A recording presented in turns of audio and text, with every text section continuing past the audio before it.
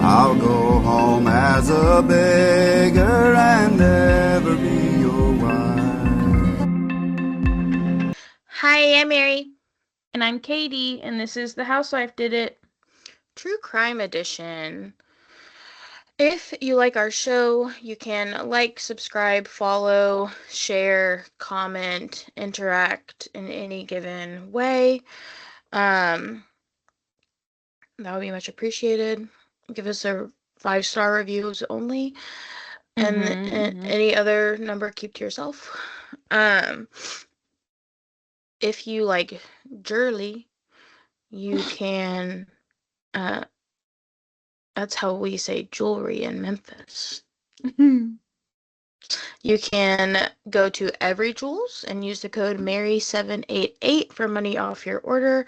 That's Every Jewels, EVRY Jewels, and the code is Mary788. And Katie has now been into the physical Every Jewels, and how fun is that? So fun. But I did place my first online order this week using your code. It got me a good deal. I got 4 items for $15. Nice. And I will let you know. I got all waterproof, so stay tuned. Yeah. We will see. I will let y'all know. That does sound nice. Yes. Okay. This episode was edited on Coolio. Thank you, Coolio, for your service. And speaking of thank you for your service, jump into real-time true crime. Perfect. Infamous bird-legged hoe, Christy Nome, was fired this week. Not for a crime. No. But whatever. Fun. Yeah. I mean, US... generally speaking, like, if you're on, like, trial or, like, you're being questioned about decisions you made and your boss is, like, notoriously, like, a butthurt type of person, maybe don't say, like, he gave me the go-ahead to do that. That was all on him. That's a surefire way to get fired. Yeah, sorry. The U.S. and Israel bombed Iran. They targeted an area near an Irani elementary school, which killed several students and other citizens. After that, a U.S. Marine that was like protesting the war, in a Senate hearing, his name is Brian McGinnis, he stood up and said that he did not want to fight and die for Israel. He was forcibly removed from the Senate floor, and they broke his arm. So, that's a crime. Yeah. Yeah. Did you see that it cost our country $10 million, I think is what I read, but that one of the strikes we did on Iran was they had painted jet pilots, like the shape of them, on top of just like a cement building, and we thought they were real, and we struck them for $10 million. Used our ammo, used our supplies. Amazing. I know, like, bad, right? Because people are dying. But, like, also, we're the strongest country in the world, militarily and intel-wise. Okay. Right.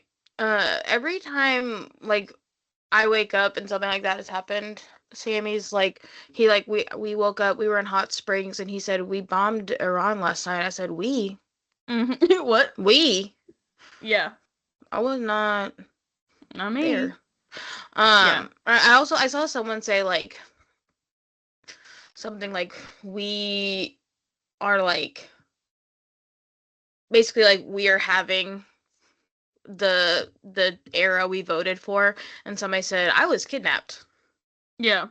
I'm currently being held hostage. Right. No, I don't know what you mean, we. Yeah. No. Excuse me. So, there's that. Have you watched the love story show on Hulu about JFK Jr. and Carol Bassett Kennedy? No. I've heard good things. I have too. I've heard scathing things. Oh, okay. I was thinking I probably need to get my Disney back. Yeah. For Well, the Bachelorette. So for another reason also is a new docuseries was released on Hulu maybe yesterday or the day before. It's called Friends Like These, and it's about the Skylar Niece case, and it's very good. We watched the whole thing last night, and then we watched the Scream Murders docuseries, also very good. nice. So good. Good. Yes. All right. You ready? Yes. Okay, buckle in. You and I are about to go on a little journey together, and that journey spans all the way back to 1978 in the Plumas National Forest in California.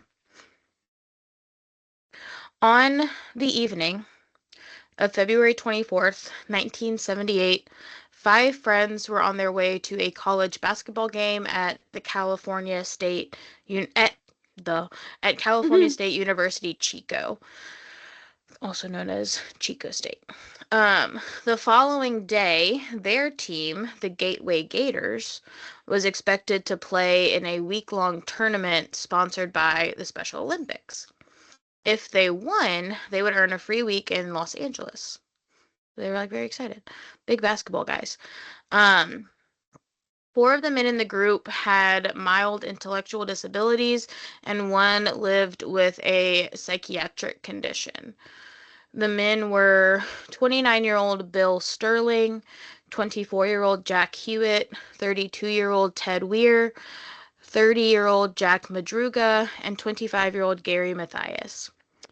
Ted and Jack Hewitt had been diagnosed with intellectual disabilities, while Bill and Jack Madruga were simply considered slow learners with no official diagnoses.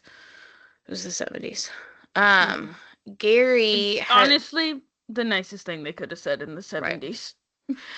Gary had developed substance issues in the early 1970s while serving in the Army. And during that time, he was diagnosed with schizophrenia and given a psychiatric discharge from the military. He moved back in with his parents in Maryland and began treatment with a local mental hospital. When he first began his treatment, he experienced several psychotic episodes and was nearly arrested for assault on 2 occasions. And after that, he was sent to a local veterans hospital. When his physicians believed he would be successful outside of the hospital, he began being treated on an outpatient basis with trifluoperazine and benzatripine. Okay. For schizophrenia medications. Gary moved to Yuba County, California, near Marysville, and became involved in a local program for adults with disabilities, which is where he met Bill, Jack Hewitt, Ted, and Jack Madruga. Each of the 5 men lived with their parents, who had also become friends over time and referred to them as the boys. They were just a group. That was their thing. They're always together. Boys. Yeah. One of my kids yesterday was like giggling at lunch, and somebody asked her like, "What is so funny?" And she said, "We're just being girls." Yeah, leave us alone. Duh. Out of their business, please. Yeah. The we night just they giggle for the sake. I said I love that. The night they went to the Chico State game, they had laid out their uniforms for the tournament and told their parents to make sure they woke up in time. They said, we'll be out late tonight. When we get back, make sure you wake us up so we can put on these uniforms. Then they piled into Jack Madruga's turquoise and white 1969 Mercury Montego coupe to go cheer on UC Davis. Jack Madruga and Gary were the only 2 in the group with a driver's license. Jack drove the group 50 miles north to the campus in the very cold weather of the upper Sacramento Valley. At the game, UC Davis won, and the men headed back out toward Yuba County. They stopped in downtown Chico at Bears Market around 10 p.m. as the store was closing, where they purchased snacks, sodas, and milk cartons. And then they continued on their journey. However, the following morning, as their parents awoke and went to ready them for their tournament, each of them realized their sons had not returned home. They immediately called police and reported the boys missing. Police began their investigation by searching up and down the route the group had taken to Chico, but found no sign of them. A few days later, investigators were contacted by a Plumas National Forest ranger who told them he had seen the Mercury Jack Madruga had been driving the evening the men disappeared. He had found it abandoned in the forest along Oroville-Quincy Road the following day. At the time that he found it, he didn't think much of it. People regularly took that road to enter the Sierra Nevada mountain range, especially in the winter when people used the extensive trail system for cross-country skiing. But when he saw the missing persons bulletin, he realized whose car it was, and so he notified the authorities. Inside the car, police found empty wrappers and containers that matched the purchases the men had been seen making at the convenience store. They also found programs from the basketball game they had attended and a road map of California. More concerning to them was like the location of the car. So the road the car was found on was 70 miles from Chico and far from any reasonable route the men would have taken to get to Yuba County or Marysville to head home. None of their family members had any explanation for why they would have been going in the direction of the mountains. It was so off course from where they would have been expected to be, and it was a long and winding dirt road leading into a high elevation remote forest in extremely cold weather. When the men had left that evening for the game, they had only brought light jackets, definitely not anything that would have helped them survive in a forest on a cold winter night. Their parents were worried about their survival instincts, especially in such an unfamiliar terrain. Jack Madruga's parents said that he had never been in the mountains and did not like cold weather at all. I was going to say, I'm guessing these are not avid campers. No. None of them.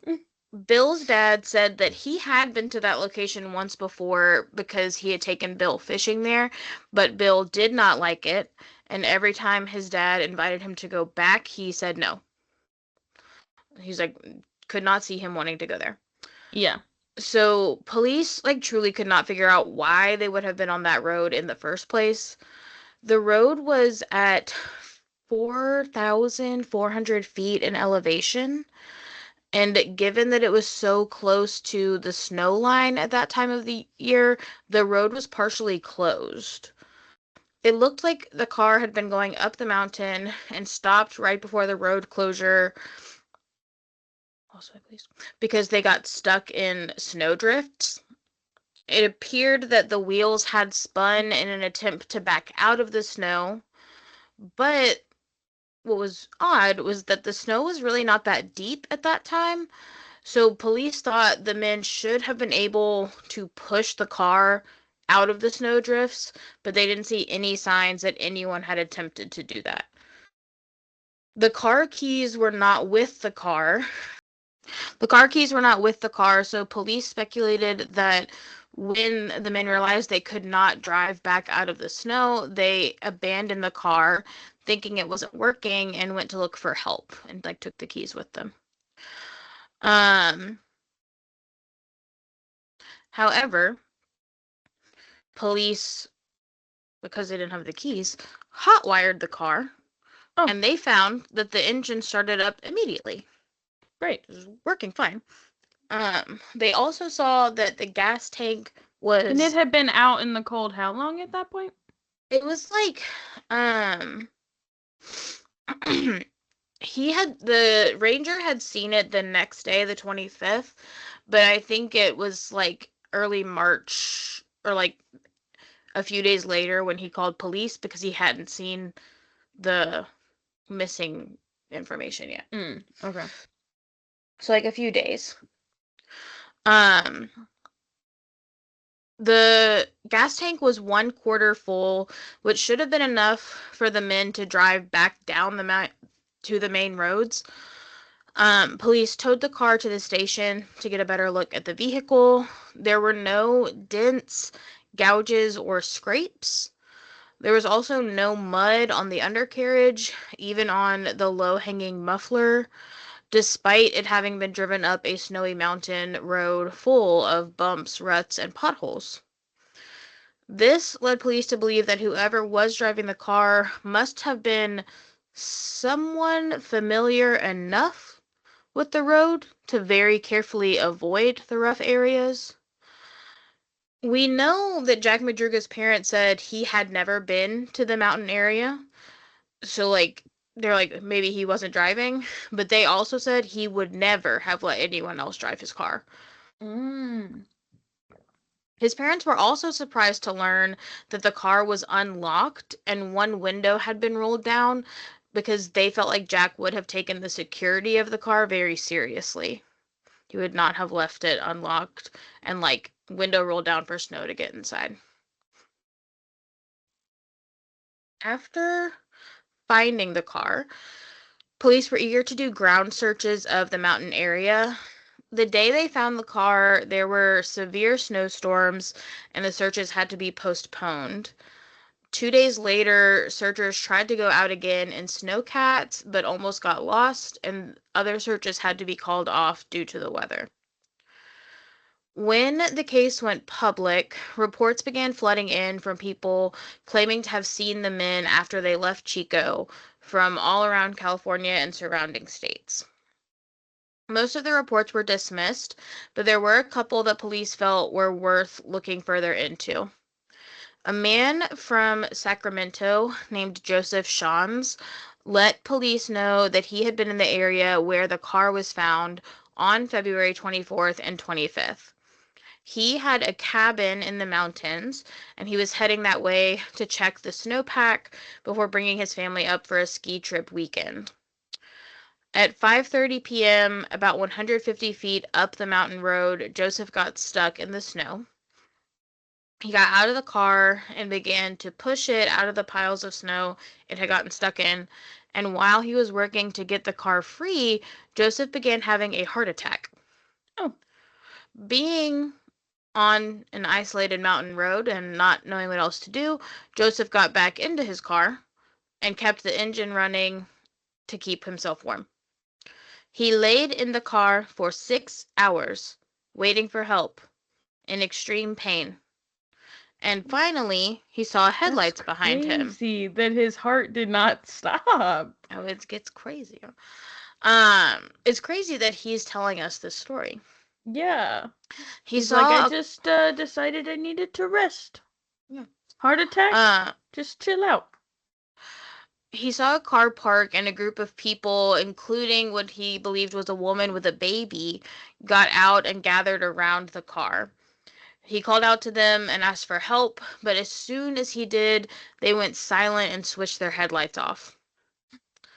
A little while later, Joseph saw flashlights behind him and called out once again for help, but whoever was holding the flashlights turned them off when they heard him and did not come any closer. As Joseph continued laying in the car, he became more delirious from the pain. And so he was like, this is what I believe I saw, but, like, I could also be wrong.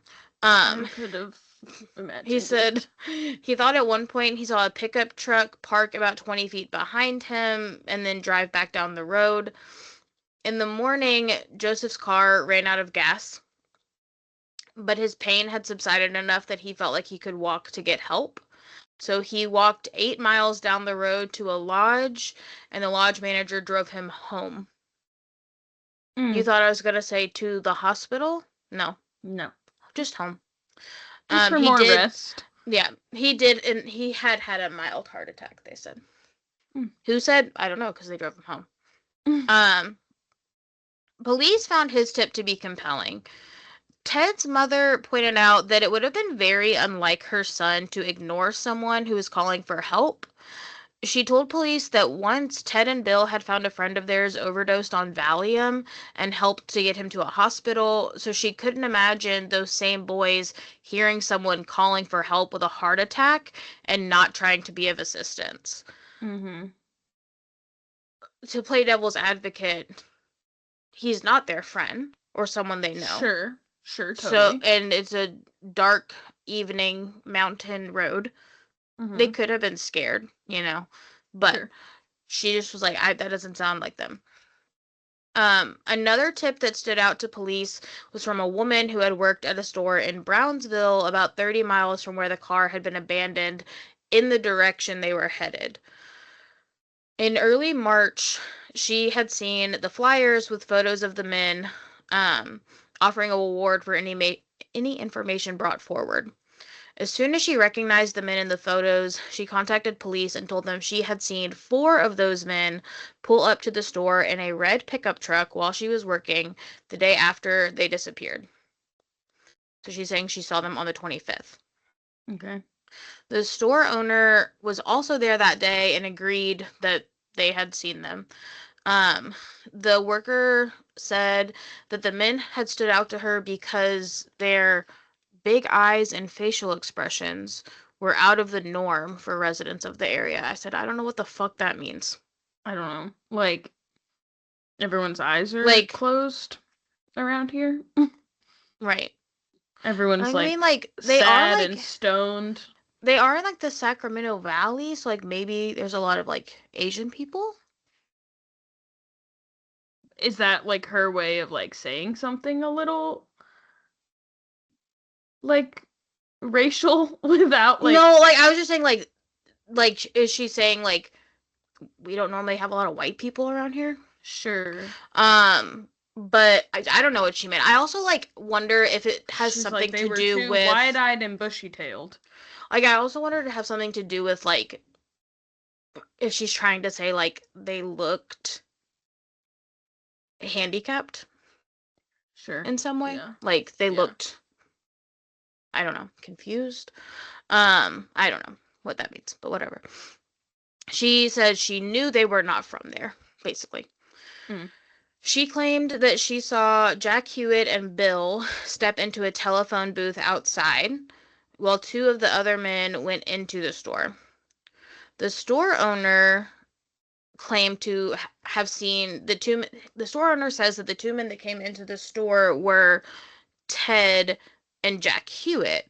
So a little bit of a differing account there. She's saying she saw Jack Hewitt and Bill in the telephone booth.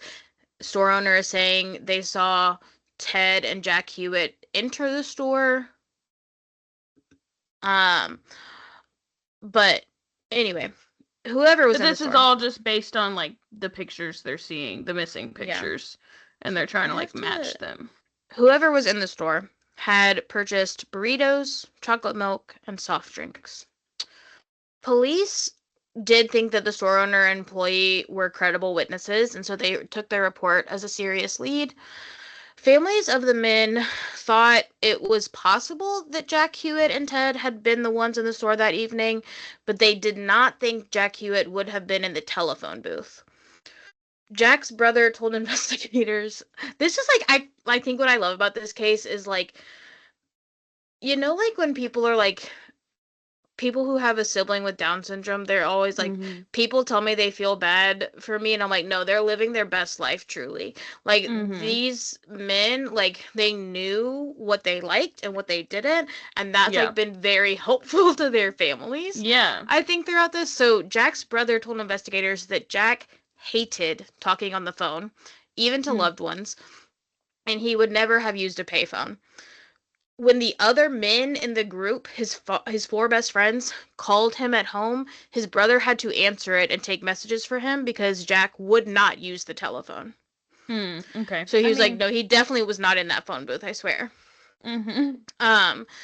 Ted's brother said it seemed really unlikely that the men would have switched cars and driven to Brownsville, but that He said, you know what, though? Ted was always hungry, and he would eat anything he could get his hands on, so maybe he did go buy burritos and chocolate milk. I Love don't know. burritos. He also said that Ted, out of everyone in the group, was closest to Jack Hewitt, and so he could see them, like, having gone into the store together. For a while, police were almost at a standstill. They had some compelling sightings, but nowhere to look next, and the scene where the car had been abandoned was deep in snow. Finally, in early June, most of the snow at the higher elevation of the mountain had melted. Most of the snow on a California mountain had melted in June? Crazy. It's very close to the sky. Yeah, I guess. A group of motorcyclists had stopped at a trailer that belonged to the United States Forest Service at a campsite near where the car had been found. When they got to the trailer, they could see that the front window had been broken. And when they opened the door, they were overcome with a horrifying smell. And this is in what? In June. the truck? It's a U.S. Forest Service trailer. Okay. So it's like But I like think enclosed? Yeah, like a mobile home kind of trailer. Okay. So like I see. Yeah, so it's like a cabin kind of. Okay. But it's a trailer. There was a body in the trailer. So the motorcyclists notified police, and searchers came to the campsite to see what they could find. The body found by motorcyclists was identified as Ted's. The next day, remains were found on opposite sides of the road where the car had been found, about 11.5 miles from the site that it had been abandoned, and they were identified as Jack Madruga and Bill. Jack's body had been partially consumed by animals, and Bill's remains were only bones scattered around the area. 2 days later, Jack Hewitt's father found a backbone under a manzanita bush 2 miles from the trailer during a search party. A pair of shoes and jeans nearby indicated to police that the bones may have been Jack Hewitt's. Oh, no. A skull was found 300 feet away the following day, and the dental records officially confirmed that the final set of remains found had belonged to Jack Hewitt. Autopsies confirmed that all 3 of the men found outside had died of hypothermia. About a quarter mile from the trailer, searchers found 3 Forest Service blankets and a rusted flashlight next to the road. Police speculated that the 3 men found outside of the trailer may have gone outside with the blankets. So, like, they had found this trailer? So it gets confusing because eventually they say that they don't think they had found that these 3 men had made it to the trailer. But then, like, I don't know where the blankets come from. Oh, okay, yeah. But eventually, being listen. outside, they succumbed to symptoms of hypothermia. One of the last stages of hypothermia is a need to sleep, and police believed that either Jack Madruga or Bill felt that need to sleep, and the others stayed with him until they both passed away. The evidence inside the trailer was extremely valuable to police, obviously. Ted's body had been found on a bed inside the trailer, wrapped from head to toe in 8 bed sheets. Oh. Like, his face was wrapped in bed sheets. His autopsy showed that he had died from starvation and hypothermia. His feet were badly frostbitten and close to gangrenous. He was half the weight he had been when he had gone missing, and was now close to 100 pounds. His beard had also grown out quite a bit, which helped police determine that it had likely been about 3 months since he had last shaved, and led them to believe he had died in late May. They found him on June 4th. Yeah. That's crazy. So, not that long ago. On the end table next to the bed, they found his wallet, still full of cash, a nickel ring with Ted engraved on it, a partially melted candle, and a gold necklace he was known to wear. There was also a broken gold watch, but the family agreed it was not Ted's. He had been wearing a velour shirt and lightweight pants, but his shoes were missing.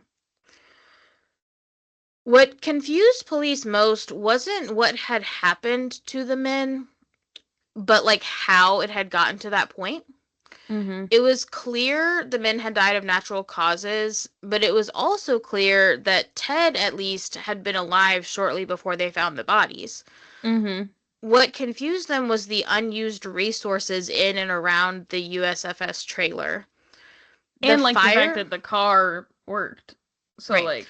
What happened that they left the car? Yeah. The fireplace had not been used, despite there being plenty of matches and kindling. Okay. There were also pieces of heavy forestry clothing left in storage closets, like coats, snow pants. Outside of the trailer, there was a storage shed filled with food. 3 dozen sea ration cans had been opened and eaten from that shed, but in the same shed, there was enough dehydrated food to be able to keep all 5 of the men alive for at least a year, and none of it had been touched.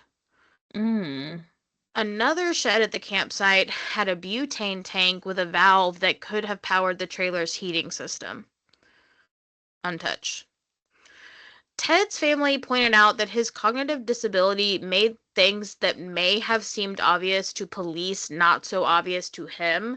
They gave a couple examples, like the fact that Ted did not understand why stop signs were necessary and why they needed to be followed. He said, just because the sign says it, why you got to do it? I don't know. An even more alarming and possibly more relevant incident was one where the Weir's family home caught on fire, and they had to drag Ted out of bed as his ceiling burned, and he complained because he was afraid he wouldn't get enough sleep if he left and would be late for work the following morning. Buddy. I know. However, there was also evidence that Ted had not been the only one in the trailer. There was plenty of evidence pointing to Gary having been there with him. I bet you forgot there was a 5th man. You said 5 a second ago, and I was like, what? At least for some span of time, it seemed like Gary had been there. Gary's shoes were inside the trailer, for one. Something else that really stood out to police were those sea ration cans. The cans had been opened by a P-38 can opener, which is a can opener issued with canned military rations. And police believed that likely only Gary or Jack Madruga would have known how to operate this type of can opener, having been in the Army. They also pointed to the sheets covering Ted as evidence that he was not alone. Due to the condition of his feet, he would likely have been in too much pain to wrap himself in that many blankets. Yeah. Since Ted's shoes were gone and Gary's were left behind, police wondered if Gary's feet may have swollen from frostbite and if he maybe would have put on Ted's shoes to go outside. A lot of the time... And I feel like it makes sense to be like, my friend is freezing. Yeah. His feet are gonna fall off. Yeah. Let me wrap him. Yeah. Like a burrito. Blankets. Yeah. A lot of the time, the Dyatlov Pass incident is brought up as a reference in this case.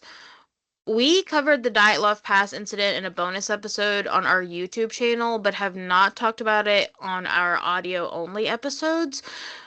Or our audio episodes. So I'm just kind of gonna read back through my notes from that bonus episode, and like, I'm sure we would all love if I would just summarize it, but it is truly so insane. I need to like tell you the whole thing. So the Dyatlov Pass incident is this case, I guess. In 1959, a skiing group set off across the northern Urals and Sverdlovsk Oblast in the Soviet Union. Originally, 8 men and 2 women were going to be on the expedition. Yuri Yudin, Nikolai Thibault Brignoles, Rostom Slobodin, Alexander Kolovatov, Georgy Krivonishenko, Yuri Doroshenko, Igor Dyatlov, Lyudmila Dibinina, and Zenaida Kolmogorova. Thank you. Each one was an experienced hiker and skier on their way to the highest certification available in the Soviet Union. This group, called Dyatlov's Group, planned to reach the northern regions of the Sverdlovsk Oblast and the upper streams of the Lozva River, and then eventually planned to reach the Otorten Mountain. They did eventually pick up one more member for their group, a 38-year-old man named Semyon Zolotaryov. Before heading out, Dyatlov had promised to send a telegram letting their sports club know when they had returned to Vishai no later than February 12th. The group officially set off on January 25th, 1959, and within 3 days, Yuri Yudin had to turn back due to health concerns surrounding his knees and joints as well as his heart. On January 31st, the group reached the edge of the highland area and began to prep for climbing and cached for extra food and supplies. As they worked their way toward their campsite destination, weather began to worsen and they seemed to have lost their direction. They headed west by mistake toward the top of Kholat Syanki and set up camp for the night to avoid having to reroute and lose the momentum they had gained. On February 20th, when no telegraph had been received, the sports club began to worry. It's now like 8 days past when they were supposed to hear from them. And the group's loved ones demanded a rescue operation.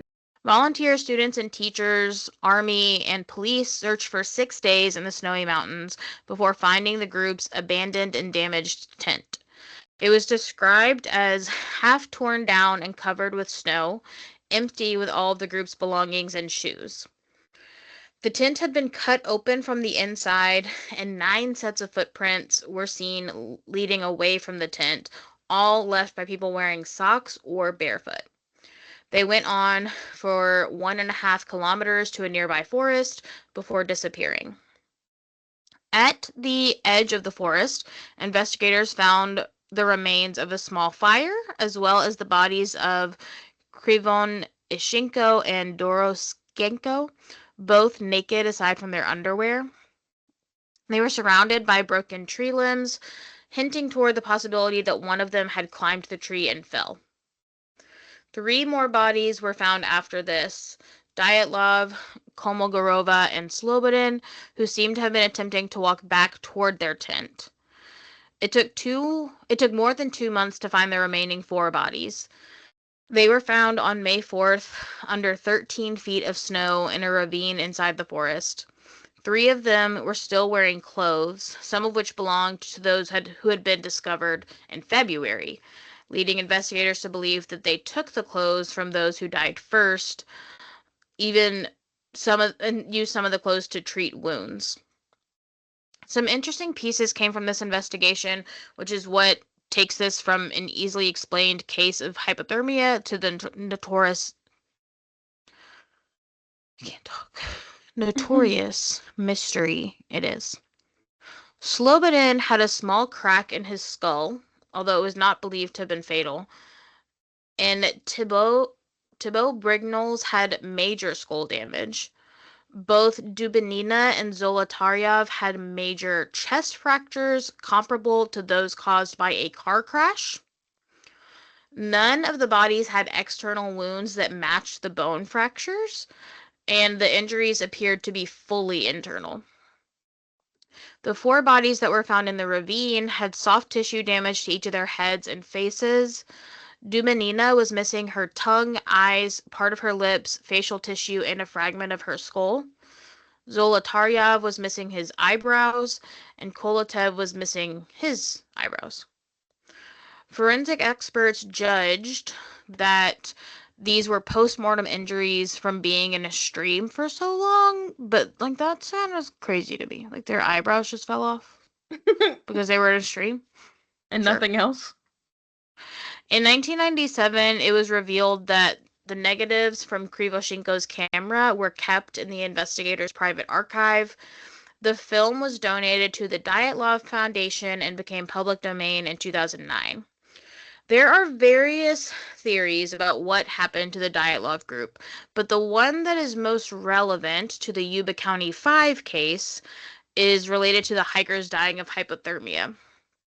Some believe that the most likely theory is that the group awoke to an avalanche in progress and tore their way out of the tent, dressed how they were sleeping, and eventually freezing to death, or that they had taken their clothes off as the result of paradoxical undressing or panicking as hypothermia set in.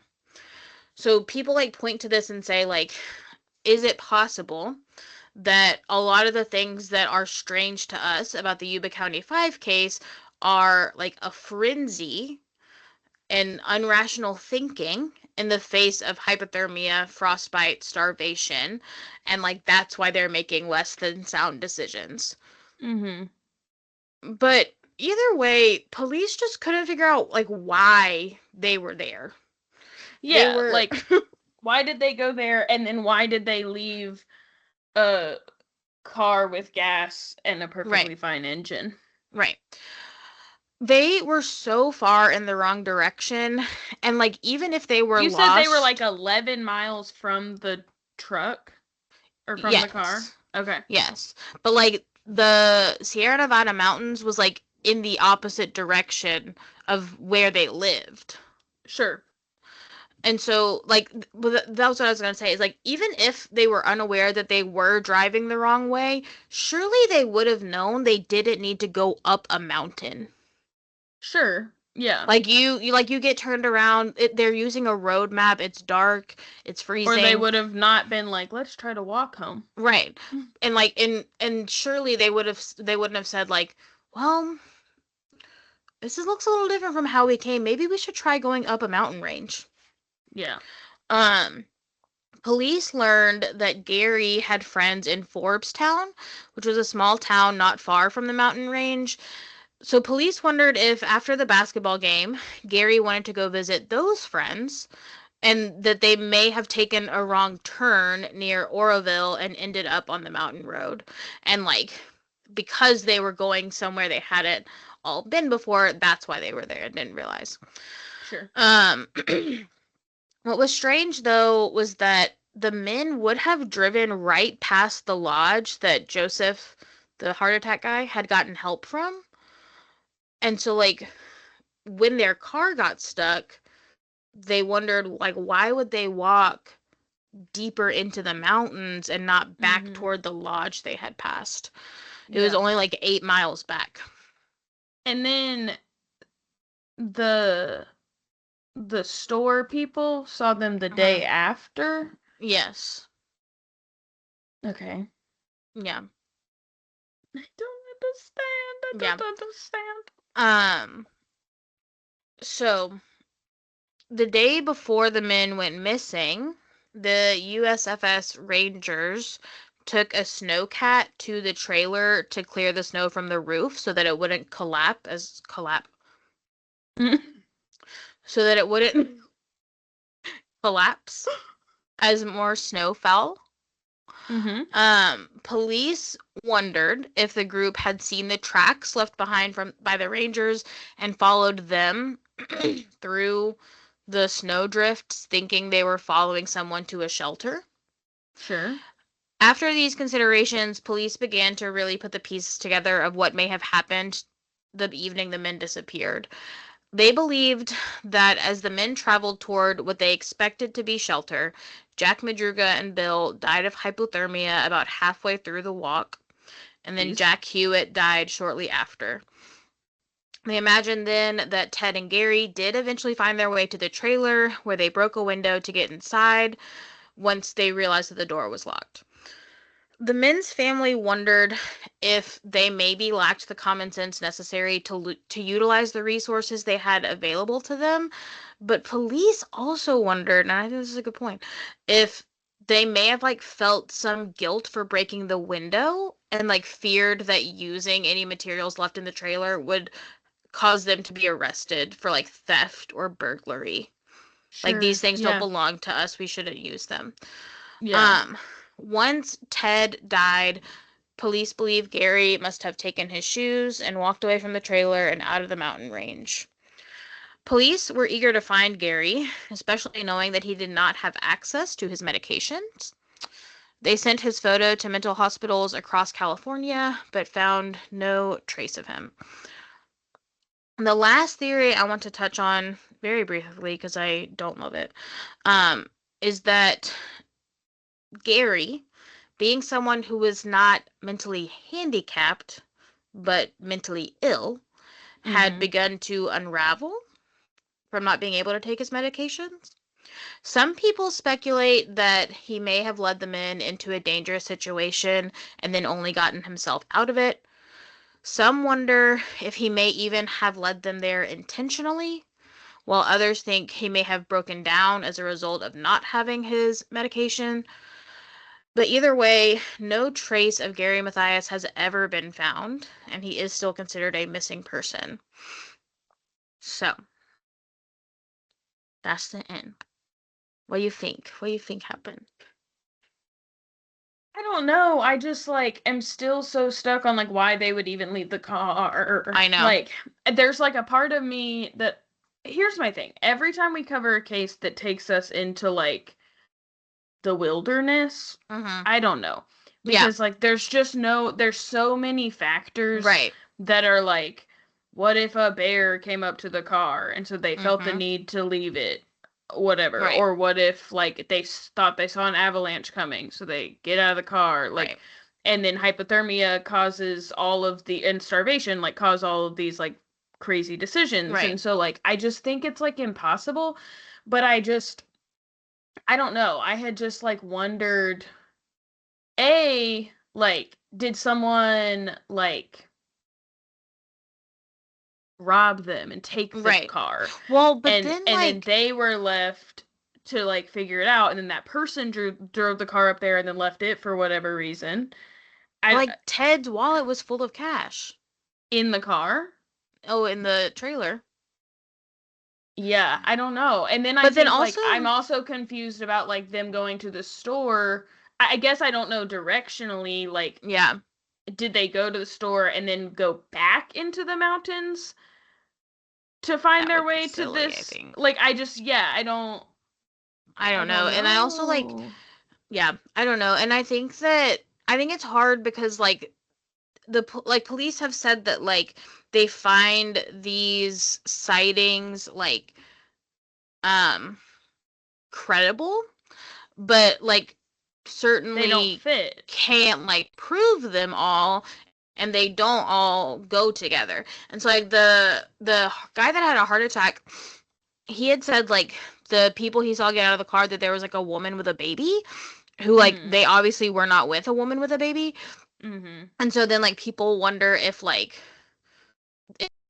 they might have like stopped to help a woman with a baby and then like kind of like let her like take the lead for them. Like I'm based on like how their family spoke about them, like they were pretty like used to taking directions from other people and not like taking a lot of initiative, I guess, in like situations like this. And so like I could see them like meeting someone and being like, well, she probably knows better than we do, like whatever she says we should do. But then like and then I also think though that the store like I just think that probably wasn't them because like it wasn't the right car. There were only 4 of them. Yeah. Unless like one of them got stuck and they like that's why they went back to like help him. Yeah. I also That's actually a good point. But I also, and I do think, the switching cars would be interesting. But Yeah. I do want to I know you said you don't like this theory, but like I want to revisit that, like, if Gary was unwell, Mm-hmm. these don't seem like the type of guys that would like leave him. So Right. if he was like, let's go, like, Yeah. I'm going this way, I want to explore, or Yeah. I want to follow these tracks, or I hear something or whatever, like, Yeah. I do feel like they would go with him. Right. And I think, And so like, I don't know if it has to be nefarious, or if yeah. he could have just like been making decisions based on things that weren't real, and Yeah. then they were like, we have to stick with our friend. Yeah.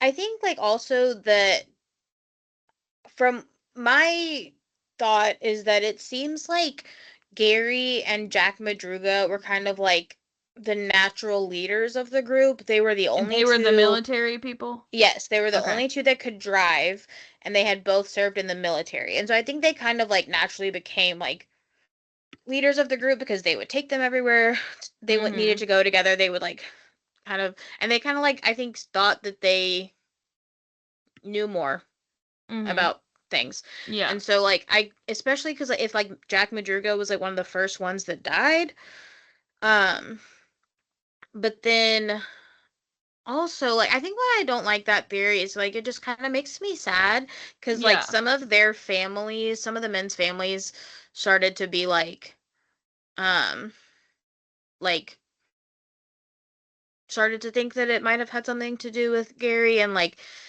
they had said it had been like 2 years, I think, since he had started that medication and had not had any like psychiatric episodes in that time, and like was doing really well.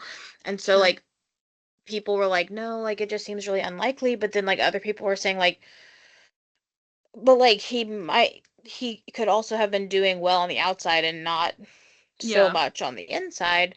And so like then I think that something just didn't sit right with the parents in the end of like their sons being dead, and the only one that isn't is the one who did not have an intellectual disability. And like it just felt very like they were taken advantage of in some way. And I think that like I just think that's sad because like they had like not felt that way about him before. No. Yeah. I also just think it kind of helps me understand why they might have left the car if one of their friends got out of the car. Right. And said, I'm gone. I'm leaving. Right. And look, it could have been for anything. He could have said, I have to have my medication.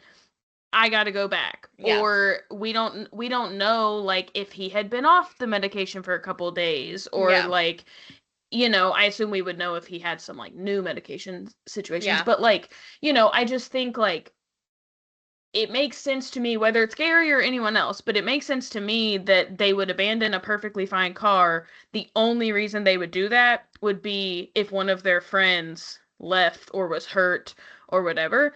And like,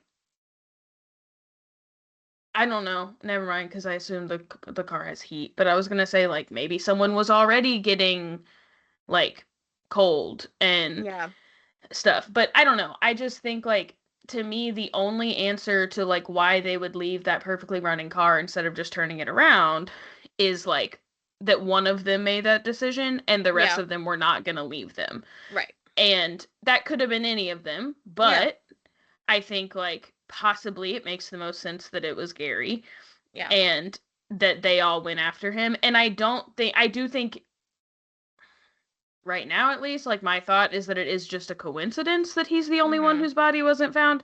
Like, I don't think he was like, and then we kill off you, and then we leave you to sleep, and then you, like... Yeah. And... like, some people think he, like, got out of there and, like, started a new life. And I'm like, I don't think that... Yeah, like, to be honest, like, I don't think he's alive. Right, no. I don't think he was alive when they found the other men. Yeah, I think that, like, I mean, maybe because, like, if he would have known how to use the can opener, so maybe he was the one that accessed Yes, all that food. when I first He heard that, I was took like, it's a his can friend's opener. shoes. That can opener looks like a like a razor blade. Yeah. I looked at that and I And said, I have no idea how you would use that. and I would assume that they know kind of inventory of what was in there, but it's also possible that he took some resources Yeah. from the place, and so Yeah. he may have survived like a little bit longer. Yeah. But I think it's crazy. Yeah, it does make me wonder about, though, like, if Ted lived that long too, uh yeah, like, why did they not use the resources? Like, Yeah. and maybe it was like But like some of them I'm guilt. like, yeah, some of them I'm like, I I fear like if someone was like there was a butane tank right there, I'd be like, that means nothing to me. I Yeah. useless to But me. the reason I say that is because if Gary doesn't have an intellectual disability and he knows how to Yeah. use a Yeah. lot of these things, Yeah. he would have given Ted food, Right. right? And Like, also like they were saying like when they said like there what was if he left kindling. sooner? Yeah. And he wrapped Ted up, said, "Stay warm," Yeah. and then he Maybe he left. went to look for help. Yeah. Oh, they were also saying like the kindling they were talking about, like they were like there were novels they could have torn the pages out, and I was like, again, like that's not like an obvious that's what Mm-hmm. I should do thing. Like I'm not like Especially if I'm panicking and right, delirious. right. I'm not looking around and being like, what is made of paper around here? I have forgotten anything that can burn at that point. You're lucky I Yeah. don't throw a Sprite bottle in there. Like I Yeah. don't know what's happening. Um, but yeah, I think that like what like upsets me about this is like that they were found like by accident basically like in the summer someone went up into the Mm-hmm. mountain to finally just do something and found them, and like it feels crazy to me that they went missing in February, they called off all the searches because of the snow, and then they just never went back to look for them. And not even they never went back to look. They never went back to this, that you're saying they go and remove the snow off the roof of this thing so that it doesn't cave in. And for 3 4 months, 3 months, yeah. the actual forest ranger people never went back to Right. this thing. Right. Like, not even if I it think wasn't to that's look for crazy. them, although, like, yeah, you should have been Yeah. looking. You should look in any like makeshift shelter Yeah. in the area of a missing Right. person in the wilderness. But, like, how did y'all never go back there? Right. Like I think I like don't understand. I think it makes sense like what police are saying that the three that were found outside likely died on the way to the trailer, but like at the very least like they could have found Ted and Gary Mm-hmm. alive and like saved them. Yeah. And then but then I also wonder like the flashlight and the blankets if maybe they had been something Gary had taken and then Maybe. left behind because it was suddenly June. Or it was heavy. He was like, I can't carry Yeah. this. Yeah. So, I Yeah. don't know. I just think it's like I just think it's Crazy. frustrating because like they should have been looking for them at some point. Yeah, and I mean, like, add on top of it that these are vulnerable people, Right. and you say, like, once they found Ted, but they couldn't find Gary, they were eager to find Gary because he didn't have his meds. Well, too little, Right. too late. Like, he hasn't had Right. his meds since February, so, like, Right. you should have been eager to find him then, please. Right. Like, oh wait, now Yeah. that we know that they are dead, like maybe we should find the one that needed medication daily, Yeah. I If guess. he was dead, he wouldn't need his medication, but Right. now that he might be alive, like, crazy. Wow. The See, end. like, these are hard for me, but they're also the ones that I like think about the most. Like, I Yeah. still think about what's his name? Robinson. Yes. Daniel. Daniel Robinson, like, all the time. All the Yeah. time. Yeah. And I think, like, I've, like, gotten to a point where I'm, like, writing this stuff, and I'm like, I don't know. Like, I don't know anything about anything. Like, I am sitting here like, how crazy is it that, like, they got stuck in the snow and then didn't think to push the car back out? And I'm like, I don't know what the hell was going on. I don't know what decisions I would have made. Yeah, yeah. Who knows? Mm-hmm. Okay. Okay. Bye. Bye.